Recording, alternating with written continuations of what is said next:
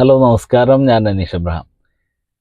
UK-ൽ നിങ്ങൾക്ക് ചെറിയ പൈസയ്ക്ക് ഇൻവെസ്റ്റ്മെൻറ്റ് ചെയ്ത് ഇവിടെ ഇൻവെസ്റ്റേഴ്സ് വിസ സംഘടിപ്പിക്കാം എന്ന് പറഞ്ഞുകൊണ്ട് പല പരസ്യങ്ങളും നിങ്ങൾ ഇതിനോടകം കണ്ടു കാണും.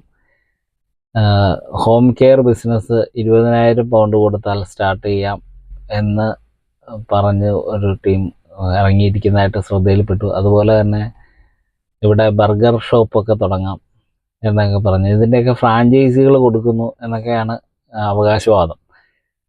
ഇത്തരം സ്ഥാപനങ്ങളിൽ നിങ്ങൾ ഇവരെ അപ്രോച്ച് ചെയ്യുന്നുണ്ടെങ്കിൽ ഇവരോട് നിങ്ങൾ ചോദിക്കേണ്ട കാര്യം, നിങ്ങൾ ഓൾറെഡി ഈ ബിസിനസ് നടത്തി സക്സസ്ഫുള്ളായി എന്നുള്ളതിൻ്റെ പ്രൂഫ് ചോദിക്കുക. നിങ്ങൾ ഫ്രാഞ്ചൈസികൾ എടുക്കുകയാണെങ്കിൽ, ഇപ്പോൾ ഞാൻ കുറച്ച് നാൾ മുന്നേ ഉള്ള ഒരു കാര്യം പറയാം. ഒരു ഫ്രാഞ്ചൈസി ബിസിനസ് ഓഫർ കണ്ടിട്ട്, ഇതുപോലെ ഫേസ്ബുക്കിൽ ഒരു പരസ്യം കണ്ടിട്ട് ഞാനൊന്ന് വിളിച്ച് ചോദിച്ചാണ്.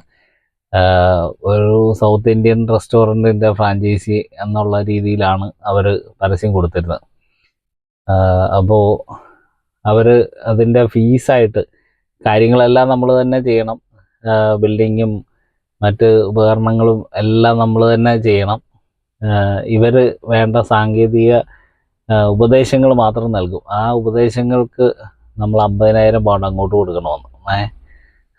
ആ പൈസ ഉണ്ടെങ്കിൽ നമുക്ക് ഇവിടെ സ്വന്തമായിട്ട് സ്റ്റാർട്ട് ചെയ്യും. ഇവരുടെ ഒരു സഹായമൊന്നും ആവശ്യമില്ല. അപ്പോൾ ഇങ്ങനെ പൈസ നമ്മുടെ നിന്ന് അടിച്ചു മാറ്റാനായിട്ട് കുറേ ഉടായ്പ ടീമുകൾ ഇറങ്ങിയിട്ടുണ്ട്. ഇവരോടൊക്കെ ഈ പറഞ്ഞ സൗത്ത് ഇന്ത്യൻ റെസ്റ്റോറൻറ്റ്, അത് ഇന്ത്യയിൽ പ്രവർത്തിക്കുന്ന സൗത്ത് ഇന്ത്യൻ റെസ്റ്റോറൻ്റാണ്. അവർക്ക് UK-ൽ ബിസിനസ് പോലും ഇല്ല.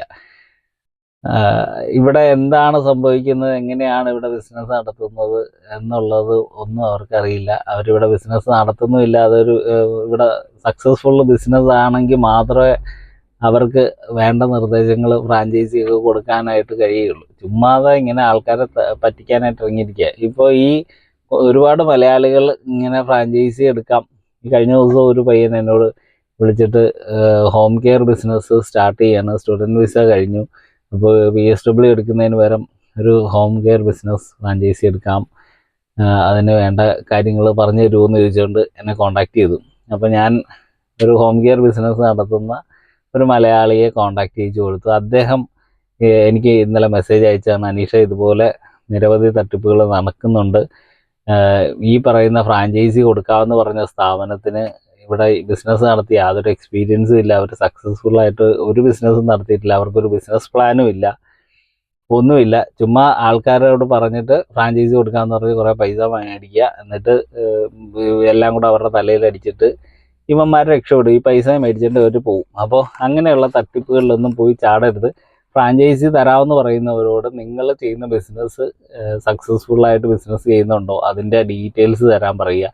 അതിൻ്റെ നിങ്ങളുടെ ബിസിനസ് പ്ലാൻ എന്താണെന്നുള്ളത് കംപ്ലീറ്റ് ആയിട്ട് കാര്യങ്ങളെല്ലാം പഠിച്ചതിന് ശേഷം മാത്രം നിങ്ങൾ പൈസ മുടക്കാവുള്ളൂ. അല്ലെങ്കിൽ വെറുതെ കുറേ പൈസ കൂടെ ഈ പേരിൽ കുറേ അവന്മാർക്ക് അടിച്ചു മാറ്റാനുള്ള അവസരം നിങ്ങളായിട്ട് ഒരുക്കി കൊടുക്കരുത്.